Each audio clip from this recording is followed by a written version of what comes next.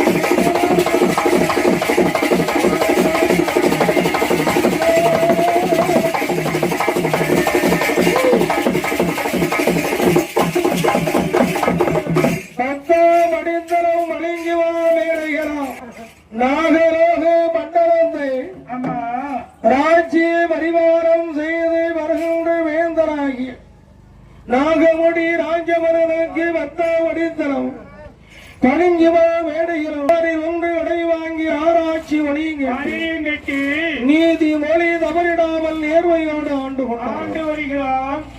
அப்போதுதான் வேந்தர் நினைக்கிறார், இந்த நாட்டை ஆண்டாலும் போதாது, மணிமுடி தனித்து செங்கோல் முடிந்து சிம்மாசனம் வீட்டிருந்தாலும் போதாது. நாட்டிலே வாழக்கூடிய மக்களுக்கு நம்முடைய ஆட்சியிலே நன்மை உண்டா தீமை உண்டா ஏதேனும் குறையுண்டா என்று கேட்கணும். அதை அறிய வேறும் தெரிய வேண்டும் என்று வேந்தனாக முடி ராஜமன்னன் மந்திரி அழைத்து கொண்டு நாட்டு மக்களிடத்தில் மன்னவன் வருகிறார். நாட்டு மக்கள் மன்னனை கண்டு வீரகரமிடத்து வணங்கினார்கள். அப்போது வேந்தன் கேட்கிறான், நாட்டு மக்களே, என்னுடைய ஆட்சியிலே உங்களுக்கு ஏதேனும் குறை உண்டா?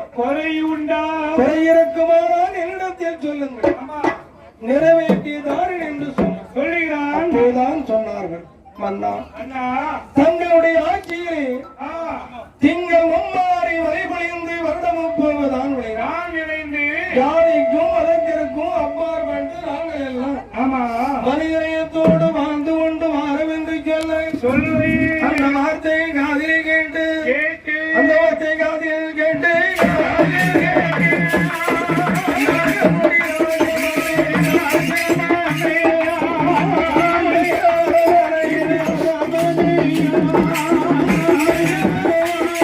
Thank you.